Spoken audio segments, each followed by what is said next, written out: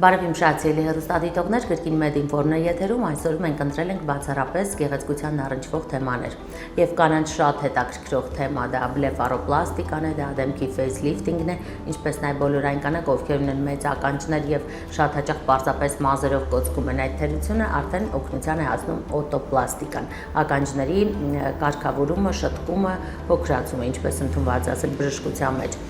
Այս 3 կարևոր պլաստիկ վիրաբուժության ճյուղերն ենք առանձնացրել այսօր զրուցելու, ինչպես նաև ձեզ կներկայացնեմ սիրով մի բժշկական կենտրոն Smart Medical Center-ը,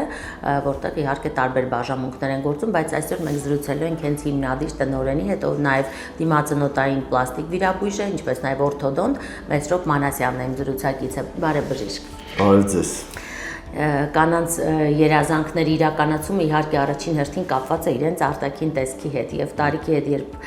բնության երևույթները սկսում են այն փոքր-ինչ այլայլել, ձևափոխել, հրաշալի է, որ հիմա պլաստիկ վիրաբույժների շնորհիվ կանայք կարողանում են երկար տարիներ իրենց գալ երիտասարդ եւ իրենց երազած արտաքին ունենալ։ Դե ինչ առաջինը հենց աչքերի կոպերն են, այո, ասես կախվում, ինչ ոչ նաեւ դեմքը։ Դրա համար էլ սկսենք բլեֆարոպլաստիկայից, որ տարիքից եք այն սկսում կատարել, ինչ ցուցումներ եւ հակացություններ ունի։ Նախ շնորհակալություն եմ հայտնում ձեր հեռուստաալիքին մեզ այցելելու համար։ Իսկ ինչ վերաբերում է բլեֆարոպլաստիկային, այո, իհարկե հայացքը,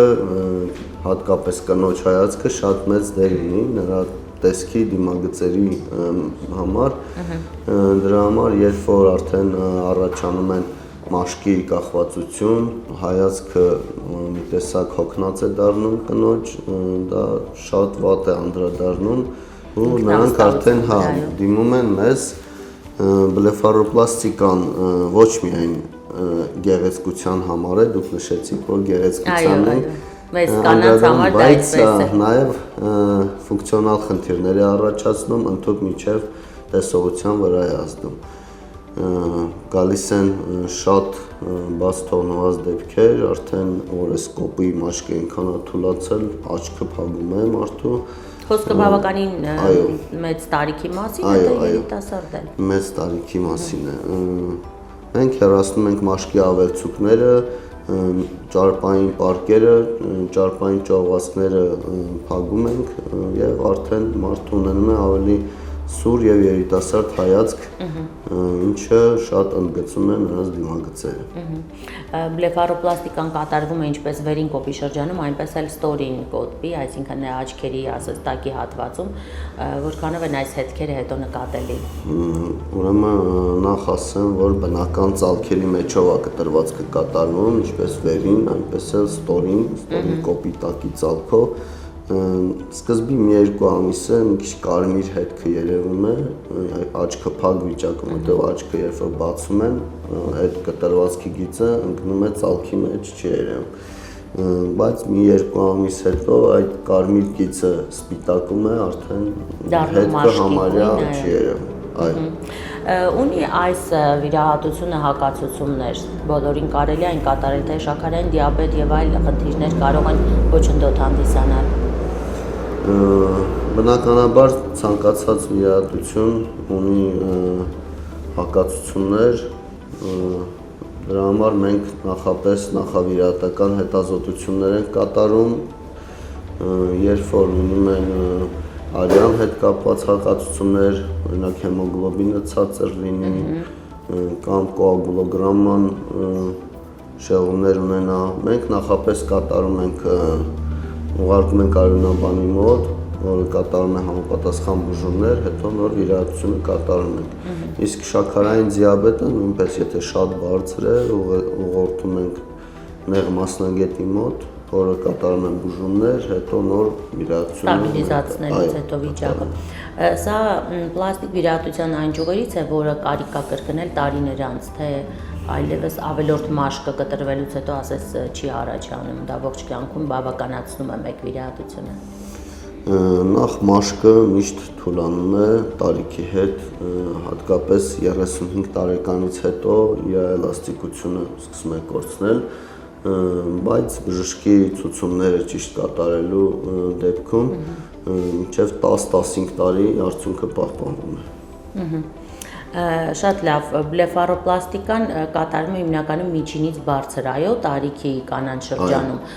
Հետաքրքիր հիմա դրանց տղամարդիկ նույնպես դուրք են տալիս, դիմում են այս հարցով տղամարդիկ։ Տղամարդիկ դիմում են, իհարկե իմ ասած ֆունկցիոնալ խնդիրների պարագայում են հիմնականում դիմում, իսկ տարիքի հետ կապված հիմա արդեն շատ է մոդայիկ դարել երիտասարդ աղջիկների մոտ աղվեսի աչքեր կոչվածը շատ են դիմում երիտասարդ աղջիկները նաև, որոնք չունեն ֆունկցիոնալ խնդիրներ, բայց գեղեցկության համար ավելի հմայիչ հայացք ունենալու համար։ Ինչպես է դա կատարվում, թելերի միջոցով, թե մաշկն է ձգվում։ Եվ թելերի եւ մաշկի ձգելու, աչքի կանտուսները ձգելու։ Հիմա դա իսկապես նորաձև է, բայց երբ արդեն նորաձև չլինի, ինչպես են հետ վերադարձնելու այդ ամենը։ Կա այդպիսի մեթոդ։ Մաշկը միշտ թուլանալու էֆեկտ ունի, ես ասեցի։ Եվ դա կգա իր տեղը, ասես, այո։ Իսկ դա որևէ խնդիր չի առաջացնում տեսողական առումով։ Ոչ, տեսողական օրգանի հետ խնդիրներ ընդհանրապես չենք ունենում։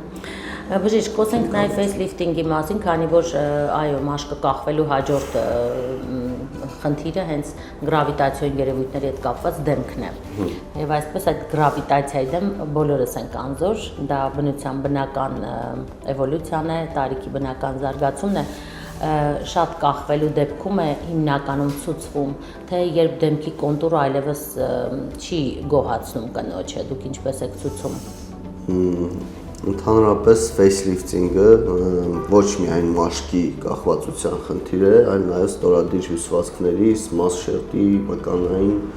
շերտերի կախվածություն եւ թուլացում, դրա համար մենք ֆեյսլիֆտինգ կատարելով ոչ միայն մաշկն ենք ձգում, այլ նաև ստորադիր հյուսվածքները, սմաս եւ մկանային շերտերը նույնպես ձգում ենք, որտեղ միայն մաշկը ձգելով այդ արդյունքը չենք ունենա։ Կատարում ենք նաև պլատիզմոպլաստիկա, կատարում ենք։ Ինչ է այն իրենից ներկայացնում։ Մկանը կզակի տակ գտնվող կրկնակզակը ասես ձգելը վերացնելը։ Շատ դեպքերում ճարպը հեռացնելով կամ մաշկը ձգելով միայն չենք կարող կրկնակզակը վերացնենք, որովհետև մկանները նույնպես պետք է այդ թուլացած մկանները ձգել։ Մենք խոչընդոտների ենք հանդիպում կոսմետոլոգիական միջամտություններից հետո մեր սիրելի կոսմետոլոգները մեզնից թող չնեղանան, բայց գրավիտացիոն պտոզը ոչ մի կոսմետոլոգ չի կարող վերացնել։ Կոսմետոլոգները ավելի լավ է մաշկի խնամքով ավելի շատ զբաղվեն, այդ RF լիֆտինգները եւ այլ այրվածքային ֆոնի վրա կատարած լիֆտինգները նրանք նախ ասեն, որ կարճաժամկետ էֆեկտ են ապահովում, օրինակ միսը ոնց է որ խորովելուց կրճատվում, հա, նույնպես իրանք այդ նույն սխեմայով ստանում են, հա, այրվածքային ֆոնի վրա մաշկը կրճատվում է։ Այսինքն եթե 1 կիլո միսը խորովեն, կես կիլոգրամ միս է դառնում, կրճատվում է մաշկը։ Մաշկը այրվածքային ֆոնի վրա կրճատվում է, սակայն այրվածքը լավանալուց հետո, մի 6-8 ամիս հետո այրվածքային վերքը միշտ ուշ է լավանում, ինքը նորից նույն բանն է դառնում։ Բայց դրանից հետո մենք խնդիր ենք ունենում, որտեղ անատոմիան փոխվում է, հյուսվածքները վնասվում են, այո, կապումներ, ֆիբրոզներ, սպիական հյուսվածքներ, մենք շերտազատելուց արդեն խնդիրների առաջ ենք կանգնում։ Եվ ցանկալի արդյունք արդեն դժվար է ակնկալել։ Ու շերտերը լավ չեն տարբերում։ Դրա համար պետք է ով պլանավորում է կատարել վիրահատական միջամտություն, ֆեյսլիֆտինգ, դեմքի ձգում, ցանկալի է այդ միջամտություններին չդիմի։ Խոսենք նաև օտոպլաստիկայից, բժիշկ, այս շատերը սպասում են երեխան մեծանա, վախենալով, որ հասունացման շրջան է, թող ավարտվի, նոր կատարեն, բայց բժիշկները պնդում են, որ սա պետք է կատարել մինչև 5-6 տարեկանը։ Ինչպիսին է ձեր մոտեցումը։ Իմ մոտեցումը այն է, որ ցանկացած տարիքում, որ ասում են, երբեք ուշ չի։ Եթե մարդ ինչ-որ բանից կաշկանդվում է, իր հոգեբանական վիճակի վրա ազդում է, պետք է դա կատարել, վերացնել այդ բարդույթները հոգեբանական։ Իսկ